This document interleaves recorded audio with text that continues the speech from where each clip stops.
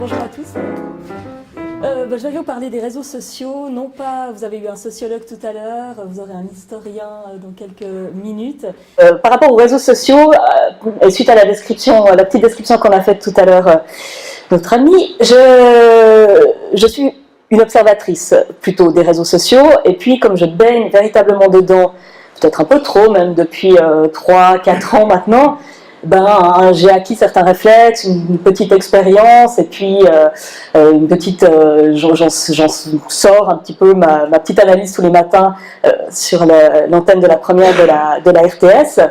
J'ai pas de statistiques, je vais pas vous passer des statistiques, combien de personnes, tout ce que je peux vous dire, c'est que en Suisse, un Suisse sur 2 est sur Facebook, ça on le sait, que 9 jeunes, au sens jusqu'à 30 ans ou à peu près, sur 10 sont sur les réseaux sociaux, et donc que pour moi, en tant que journaliste en tout cas, j'ai un certain intérêt à observer ce qui s'y passe. Ma chronique du matin, et c'est vraiment ce qui m'intéresse, c'est d'observer quelle est l'actualité des réseaux sociaux et comment l'actualité y est mixée, malaxée, ressortie, etc. C'est vraiment ces deux angles qui m'intéressent. Donc, on vous a tout à l'heure expliqué que, effectivement, c'était un peu l'univers tunisien qui m'a fait plonger dedans. Un tout petit peu avant, si vous retournez dans l'histoire, il y avait eu des événements en Côte d'Ivoire, avec notamment maintenant j'arrive même, vous me corrigez, je ne sais même plus si c'était un coup d'État, je ne sais plus trop ce que c'était avec Gbagbo, en Côte d'Ivoire, et j'ai vu émerger sur les réseaux sociaux un premier hashtag. Alors je ne sais pas si ce terme vous l'avez un petit peu connu il y a quelques minutes, ou c'est quelque chose qui vous dit quelque chose. Ça veut dire, en anglais, ça veut dire un mot-clé. Et c'est vraiment quelque chose qui revient maintenant sur tous les réseaux sociaux, que ce soit Facebook, Twitter, Instagram, Google+. C'est la manière de vous retrouver, par exemple, comme si vous vous retrouviez autour d'un feu de camp. Le hashtag, c'est le feu de camp, et vous êtes autour, et vous pouvez parler ensemble de ce même sujet. C'est un peu l'image que je donne parfois pour expliquer comment fonctionne le hashtag. Et donc, la Côte d'Ivoire, avec cette possibilité qu'on a eue au sein d'une rédaction de pouvoir sentir, faire la connaissance, parce qu'il y a du virtuel, mais il y a du réel, de personnes qui étaient en train d'agir au niveau de la Côte d'Ivoire, notamment des militants anti-pouvoir à ce moment-là, et qu'on a pu ensuite, à qui on a pu téléphoner et qu'on a pu avoir à l'antenne. Donc il y avait un vrai intérêt en tant que média d'être présent sur les réseaux sociaux pour entendre un autre son que celui qu'on avait de la part que de nos correspondants ou que d'ONG assez institutionnelles et tout. Après, effectivement, les printemps arabes sont arrivés, elles sont d'ailleurs de loin pas finies, mais c'est comme ça, en tout cas, que moi j'ai croché. Aujourd'hui, les réseaux sociaux, pour moi, ont 3 principales fonctions.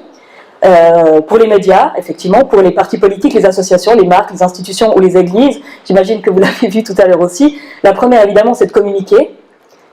La deuxième, c'est de partager. Et la troisième, pour moi, c'est de créer une communauté. Alors, beaucoup s'arrêtent à la première étape, qui est celle de communiquer.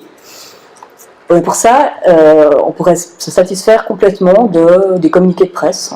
On pourrait se satisfaire complètement d'une interview que vous passez à la radio, ou à la télévision, ou un article dans le journal. Les réseaux sociaux, c'est vraiment important pour les 2 autres parties, à savoir donc le partage et créer une communauté. C'est la fin de la communication verticale. C'est la fin de moi, journaliste, moi, spécialiste, je vous parle à vous à travers un seul canal. On sombre, ou on tombe, suivant de quel côté on veut bien se mettre, dans l'arène, et on est obligé, selon moi, à ce moment-là, d'interagir avec les autres. Les gens qui, sur les réseaux sociaux, se contentent de juste envoyer un communiqué de presse, sans après revenir derrière en disant « oui, effectivement, on a voulu faire ça », et puis quelqu'un qui pose une question, répondre à la question, etc. Je ne vois pas l'intérêt. Il y en a qui le font, ils ont peut-être une énorme notoriété comme à Barack Obama, mais lui a développé bien d'autres stratégies qui font qu'il a été plutôt bon, on va dire, sur tous ces médias-là. Donc c'est fini la tour d'ivoire sur les réseaux sociaux, c'est vraiment quelque chose qui est assez difficile à admettre, parce qu'on ne comprend pas, des fois, pourquoi on est sollicité, pourquoi. Alors c'est souvent plutôt positif à part ça, c'est pas que du négatif, c'est vraiment j'ai aimé ce que vous avez dit, j'ai une question à vous poser par rapport à ce que vous venez d'écrire, un tweet, un statut. Ça peut aussi être assez négatif, parfois il faut être armé pour répondre, on apprend à faire ça, et puis ben voilà, c'est le partage, ça va dans ce sens. Donc fini la tour d'ivoire, il faut accepter de descendre dans l'arène, et moi personnellement je trouve ça passionnant, je trouve ça plutôt payant.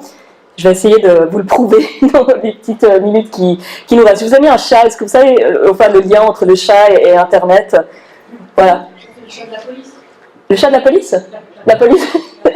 C'est les lolcats en fait. C'est ce qu'on appelle le phénomène des lolcats, lol, chat. Et c'est un phénomène qui est vraiment issu de la culture Internet. Souvent, moi je dis, bah, Facebook c'est fait pour les chatons en gros. Vous verrez beaucoup des photos de chatons sur Facebook, beaucoup des photos de bébés. C'est vraiment quelque chose qui fonctionne beaucoup et il y a toute une culture qui s'est créée autour de ces chats. Voilà, c'était juste une petite allusion. Alors, un rapide, vraiment très rapide pour vous rendre compte qu'il n'y a pas que Twitter et Facebook dans la vie, il y a plein de réseaux sociaux aussi, peut-être les connaissez-vous, peut-être pas, Pinterest, Twitter, Facebook, Instagram, Google+, LinkedIn. Ce qui est intéressant, c'est les chiffres qui sont en bas, hein. 70 millions, 560 millions, 1 milliard, mais on est même beaucoup plus maintenant avec Facebook, 150 millions et tout.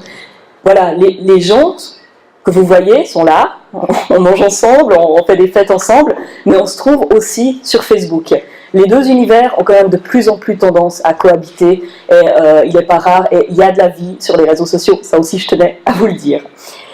Ensuite, tous ne sont pas nommés, il y en a des que dont je voulais vous parler, parce qu'ils peuvent avoir une importance, ou en tout cas vous pourriez en avoir une utilité, selon quelle fonction vous avez dans vos institutions, je ne sais pas trop où vous travaillez, quelles sont vraiment vos fonctions. Il y a un réseau qui s'appuie sur la vidéo et qui s'appelle Vine. C'est un petit réseau, c'est un gros réseau, mais c'est un réseau qui fonctionne avec des vidéos de 6 secondes. 6 secondes, on boucle. Vous avez la même vidéo qui revient. On pourrait se dire, qu'est-ce que c'est que ce truc? On est de nouveau dans l'extra rapide, le truc qui passe comme ça. Je vous conseille, si ça vous intéresse, d'aller la télécharger. C'est une application mobile que vous trouvez sur, qui est déclinée sur iOS et tous les autres. Et des marques les utilisent, des politiques les utilisent. On fait de l'info en 6 secondes. Il y a vraiment des choses intéressantes à voir. Si ça vous intéresse, allez jeter un œil. Pour des teasings, pour ce genre de choses. La vidéo, c'est quelque chose de très important sur les réseaux sociaux.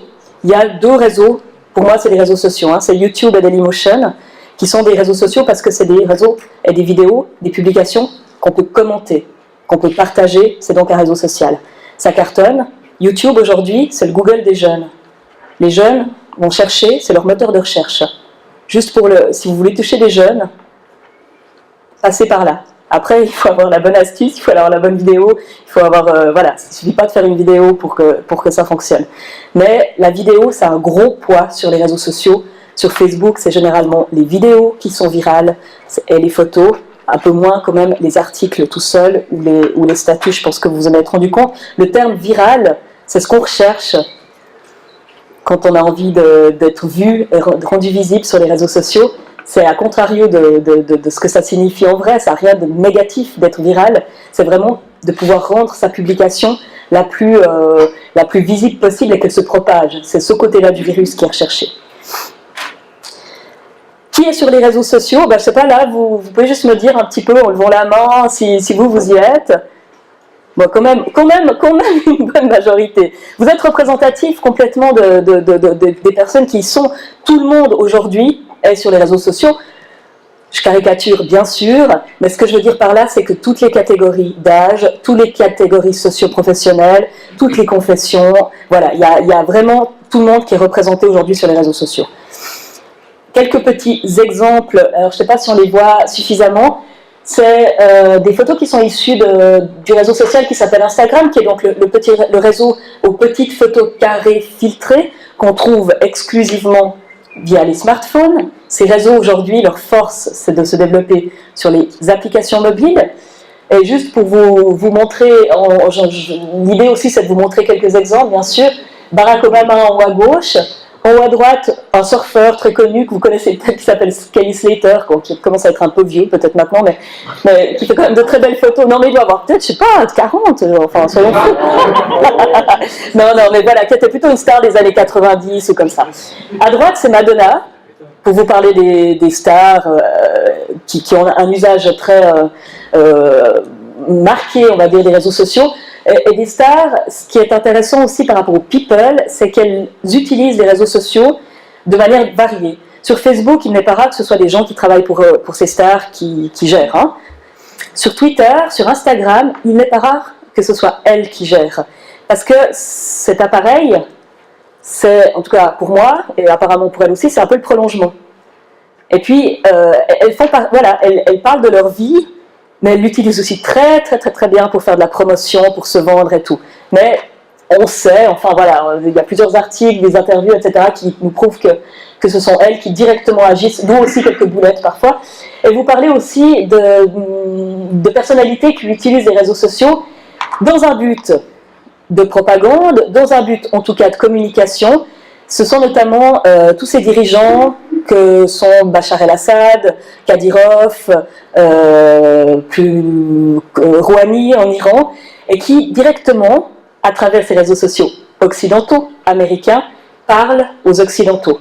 Ils leur parlent en anglais, là c'est pas le cas de Bachar el-Assad, c'est vraiment un moyen de toucher, un, la diaspora, et deux, les médias occidentaux, et à travers eux, et à travers les abonnés, etc., de donner un autre message. Et ce qui est à la fois logique et quand même un peu curieux, c'est vraiment ce qu'ils donnent à voir de leur pays à travers ces réseaux.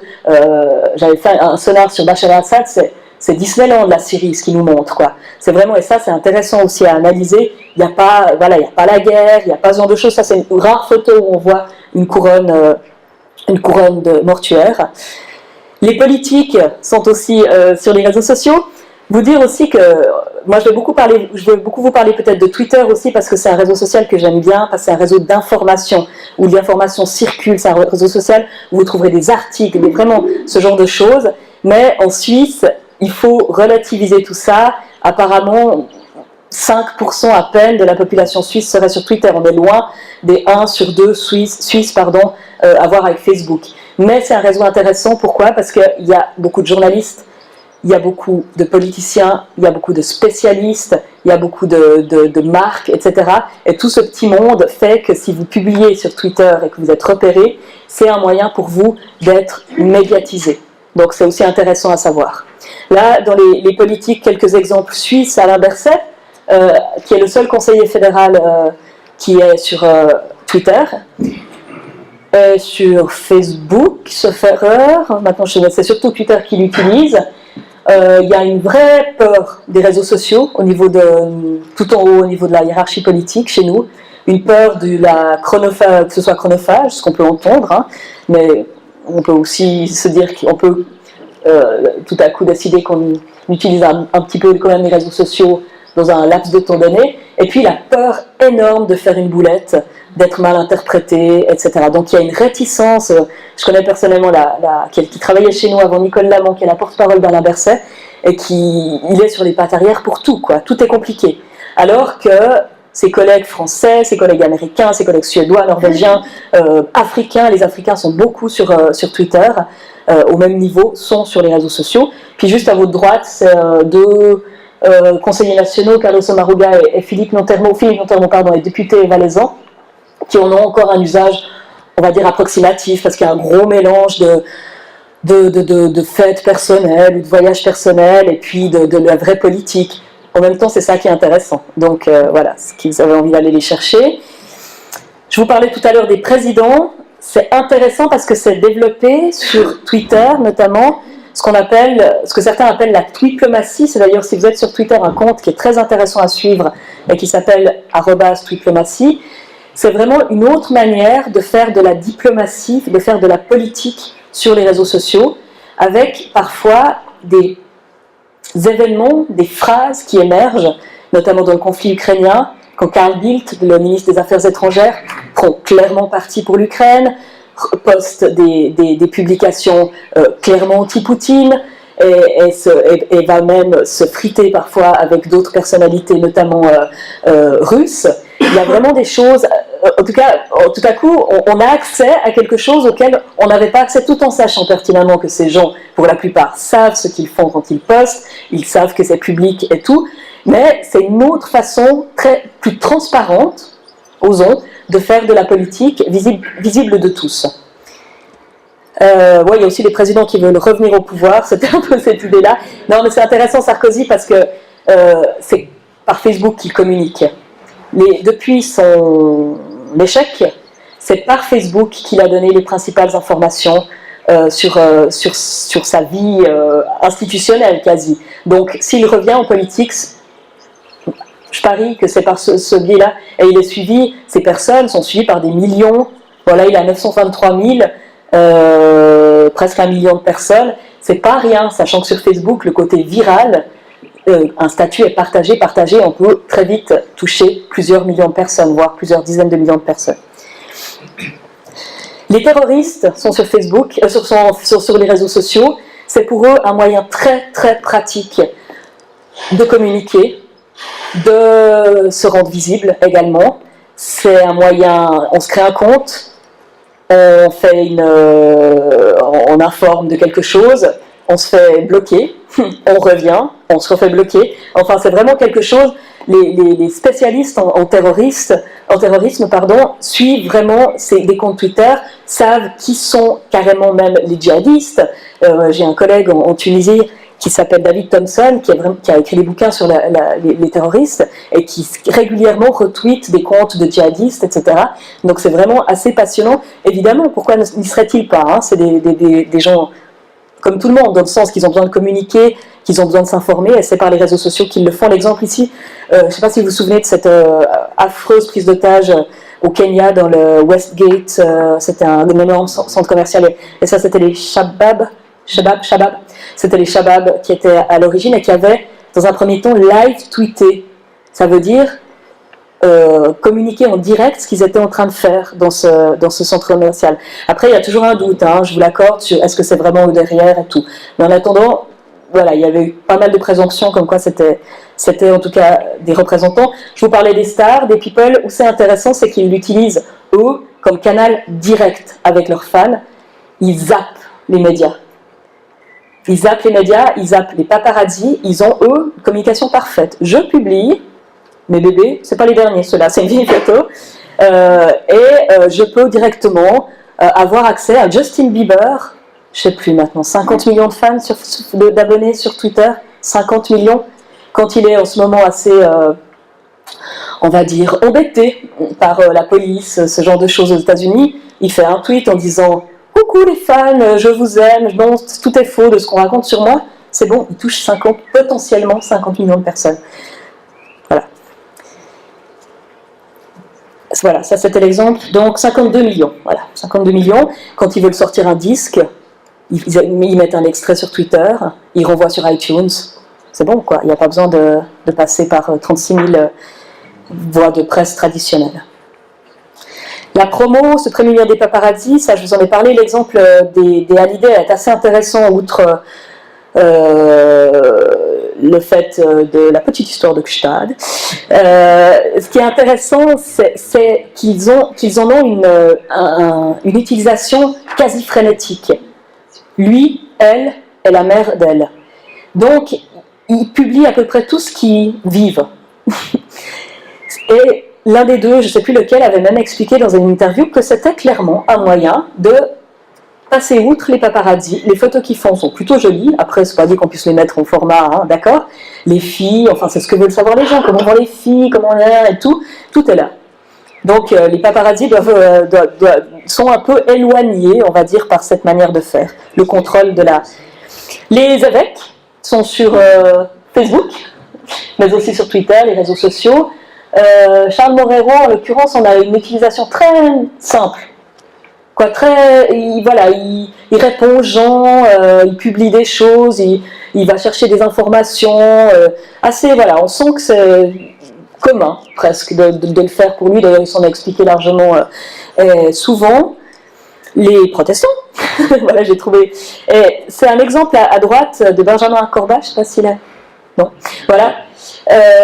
Qui même s'est mêlé d'un petit buzz, parce qu'à l'échelle romande on est dans des petits buzz, hein, c'est-à-dire voilà, des petits mouvements qui montent un petit peu, on n'est pas dans des buzz mondiaux encore, ce genre de choses. Et on avait essayé de lancer, vous connaissez cette mode du selfie où on se prend en photo avec son téléphone portable. Et il s'était mêlé du mouvement, on va dire, en publiant une photo de ces jeunes de la région Lavaux, voilà. Et c'était assez sympa, et c'était un moyen aussi de dire je suis là, parce que c'est ça, un hashtag. Ensuite, quand vous cliquez dessus, vous tombez sur tous les tweets, toutes les publications qui ont utilisé ce mot-clé. C'est à ça que ça sert un hashtag. Donc, d'autres personnes ont pu tout à coup découvrir que Benjamin Corbat était sur Twitter. Il y a aussi cette raison-là. Voilà, Pontifex, le King est mis parce que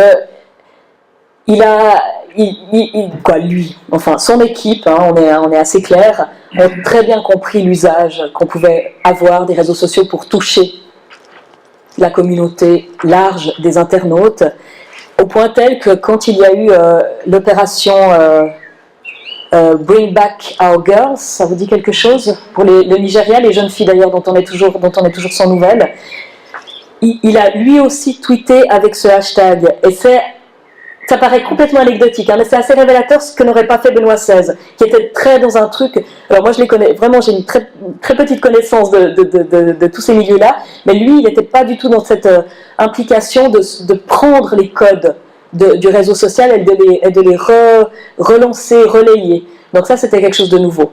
Et justement par rapport au hashtag, ils ont plusieurs utilités. Je vous en parle ici parce que peut-être en aurez-vous l'utilisation, vous également, pour essayer de chercher des gens, de créer quelque chose, de faire comprendre à des personnes que vous êtes en train de monter une conférence, ou j'en sais rien, ou une association, ou Dieu sait quoi.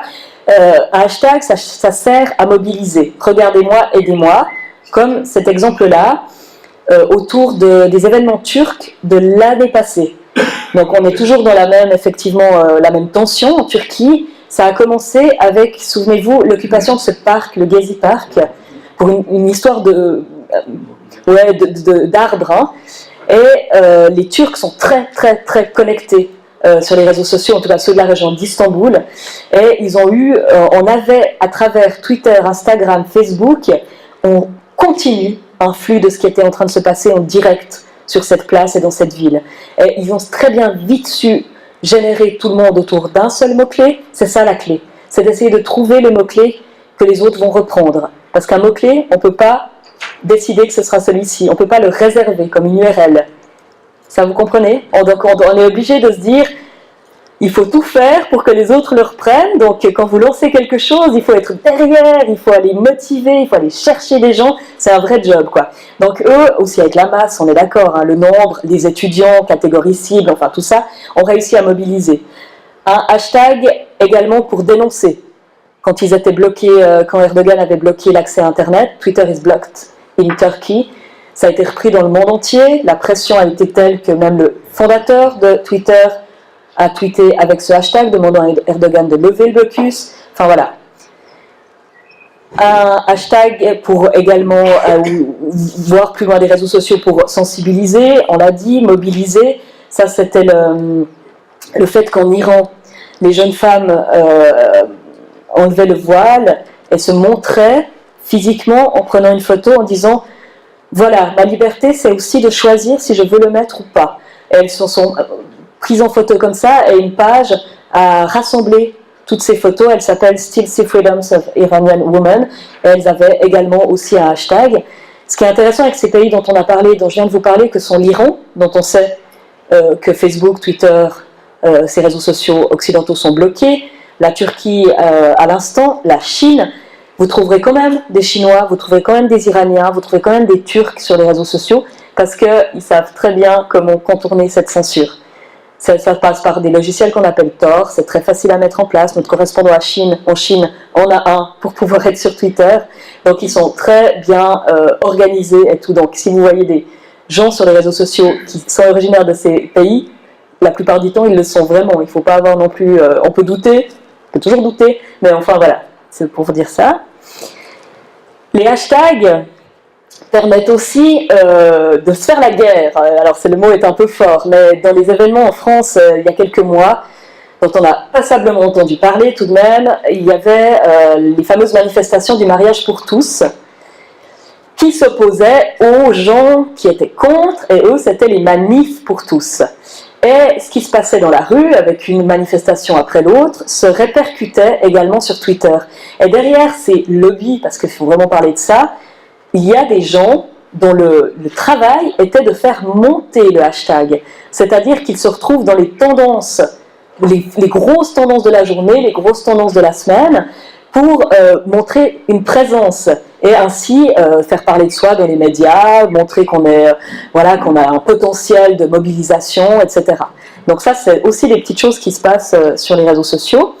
Et puis un hashtag pour rassembler, voilà, par exemple autour d'une cause comme celle de Bring Back Our Girls. Avec cet événement-là, ce qui est intéressant, c'est que on dit en actu qu'on ne peut pas avoir deux événements qui se passent en même temps pour avoir la une du journal. Hein. Il y avait le vol, vous vous souvenez, le vol d'ailleurs qu'on n'a toujours pas retrouvé du MH370 qui a occupé tout l'espace médiatique, bien pour des bonnes raisons ou pas, hein, ça c'est pas à moi de voir, quoi pas, toujours à moi de voir. Et alors qu'au même moment, on savait qu'elles avaient été kidnappées. Ça prenait pas. Les proches ont lancé le hashtag, ont aussi réussi à mobiliser, parce que c'est ça la clé, hein, c'est de mobiliser des leaders d'opinion, en l'occurrence CNN Afrique, sauf erreur, qui a commencé aussi à faire des sujets, à relayer ce hashtag.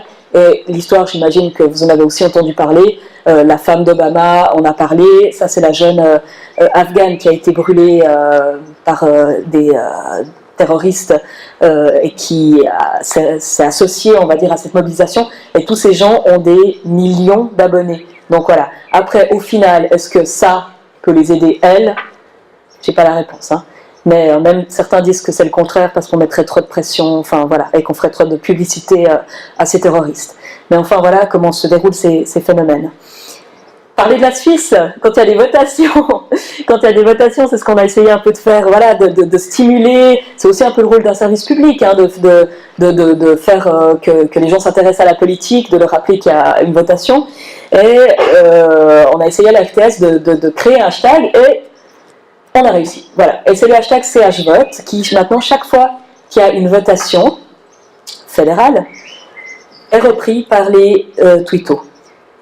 C'est un hashtag assez neutre, on a bien cogité pour le trouver parce qu'il ne fallait pas qu'il y ait des notions de moi, de sujet, etc. On a demandé d'ailleurs à la communauté de nous aider et il est sorti comme ça. Et puis il a même été assez populaire quand il y a eu la votation sur l'immigration de masse où les Français l'ont repris, les Allemands l'ont repris, les Anglais l'ont repris. Donc c'est vraiment toujours cette idée, hein, une communauté autour d'un mot-clé.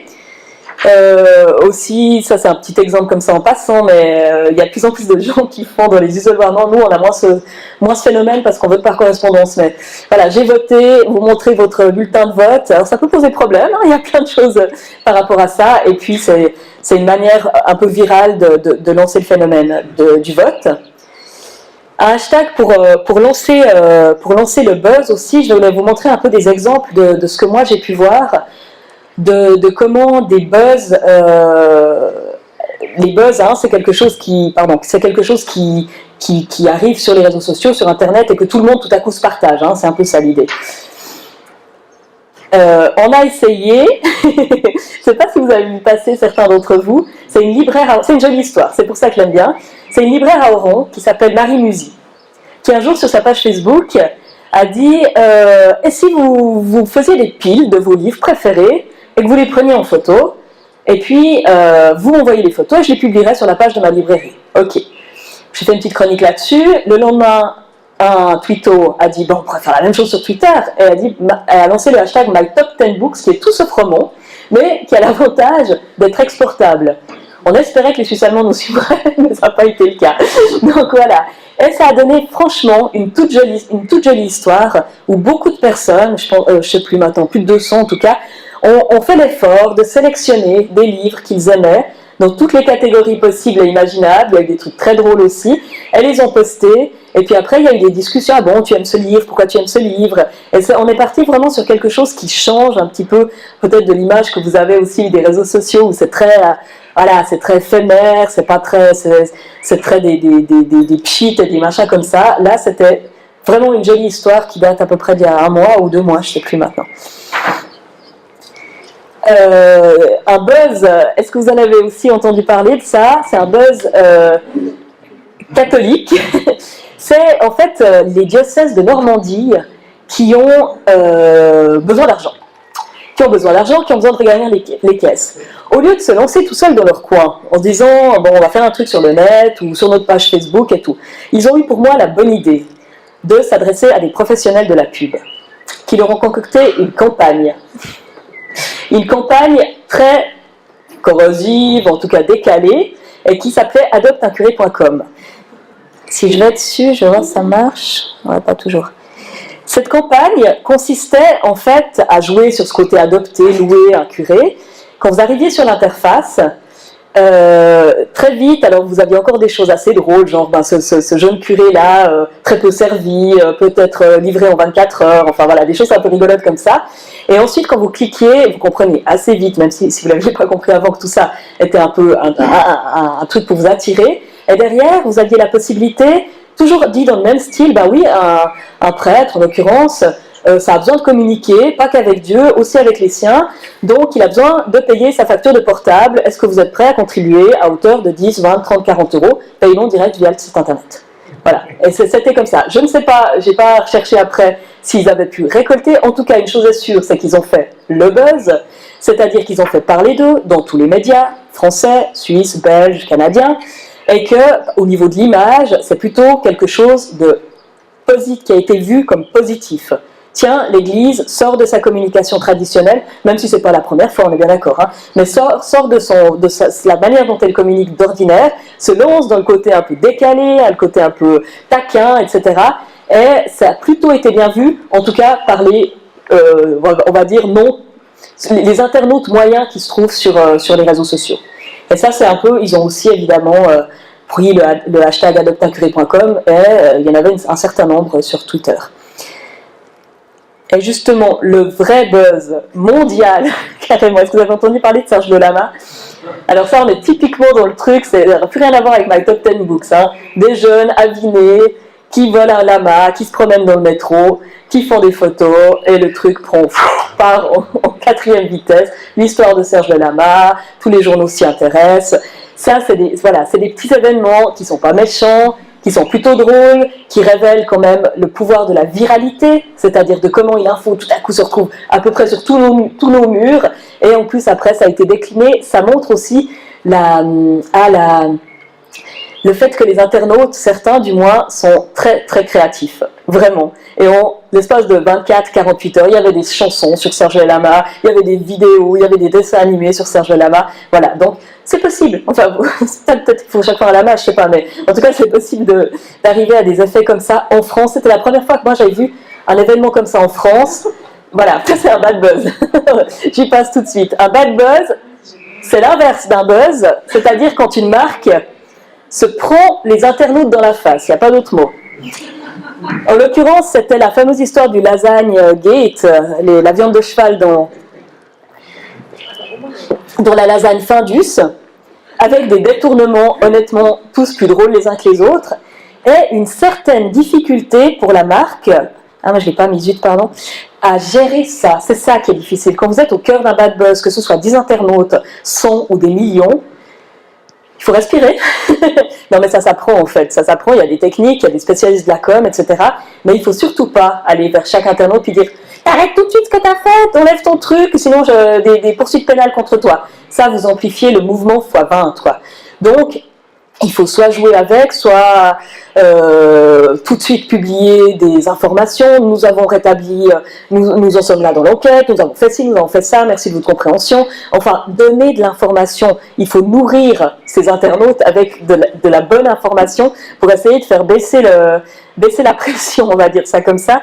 Il y a aussi Barilla qui s'est pris un bad buzz l'année passée en plein. C'était leur patron qui s'était permis sur une petite radio italienne, donc vraiment pas une portée nationale, de faire voilà, de digresser et en gros schématiquement de dire qu'en tout cas ces pâtes à lui, elles n'étaient pas pour les homosexuels. Point.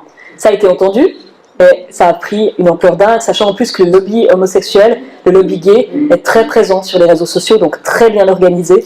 Donc la contre-attaque a été vraiment massive pour aller jusqu'à des mobilisations de boycott du produit jusqu'aux États-Unis. C'est né dans un petit village de l'Italie, quoi.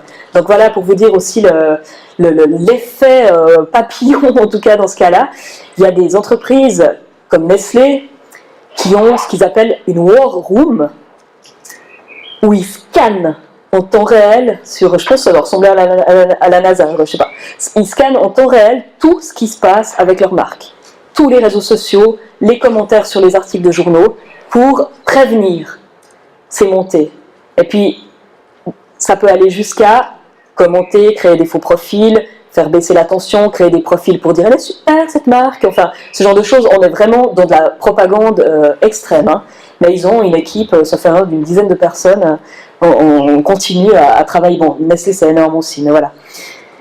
Voilà, c'était juste, oui, c'était là l'exemple du bad buzz, je ne sais pas si vous arrivez à lire, mais en gros, ils ont répondu à chaque tweeto en disant « retirez ce contenu illicite sous peine de poursuite judiciaire ». Voilà, donc ça ils ont fait, ça c'est très mal perçu, ça passe pas bien du tout.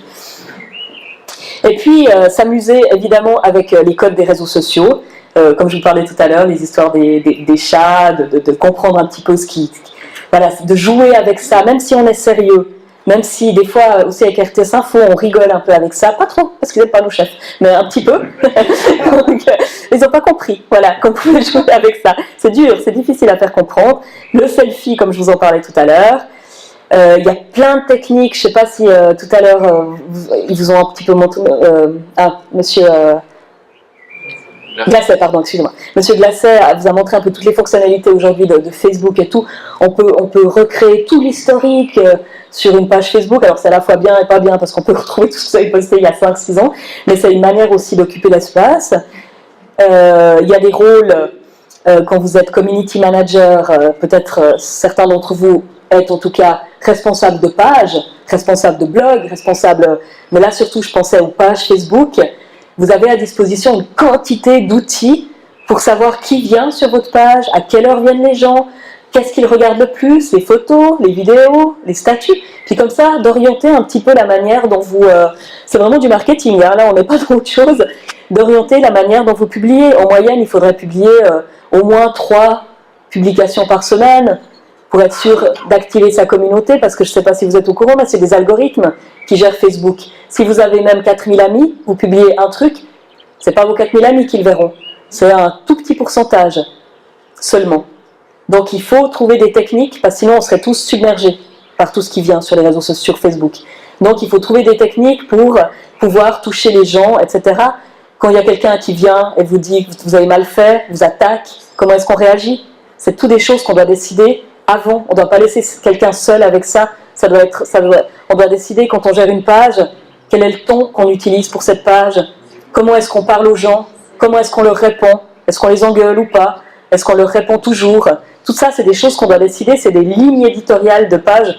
Je découvre, hein, moi c'est quelque chose que je découvre depuis 1 ou 2 ans, et c'est vraiment, si vous vous en occupez pas, votre page elle meurt, point. Plus personne ne viendra la voir. Donc ça c'est un peu les outils que je vous montrais tout à l'heure. Et puis, pour terminer, en laissant quelques minutes de discussion, par rapport à la vie privée ou la vie publique sur les réseaux sociaux, ce qui plaît aux gens, quand vous êtes quelqu'un d'un tout petit peu connu, ou en tout cas vous avez un rôle peut-être, c'est que vous donniez aussi un tout petit peu de pas institutionnel. C'est-à-dire que si c'est votre personnalité pour autant, hein, mais si vous regardez un match de Roland Garros et que vous soutenez Wawrinka, un petit tweet, ça vous humanise. Ça montre que ce n'est pas un robot qui est derrière ses comptes. Et ça, c'est vraiment ce que cherchent aussi les internautes, donc, en tout cas, dans mon cas. Et puis, sachez qu'il existe un moyen aussi de rédiger des chartes, de décider. La diffamation, on est contre. Les injures, on est contre. Si vous êtes injurié quelqu'un sur notre page, merci, au revoir. C'est nos règles, on les a fixées. En plus, Facebook, c'est aussi ses règles à lui. Mais nous, on les fixe. Et il y a des entreprises qui vont même plus loin et qui ont, elles, des chartes pour leurs employés. Voilà. C'est le cas, en tout cas, à la RTS, où on a une charte qui nous dit un peu jusqu'où on peut ou pas aller. Mais en gros, nous devons nous comporter sur les réseaux sociaux comme à l'antenne. Pour résumer, voilà. J'ai fini. Voilà. Je sais pas.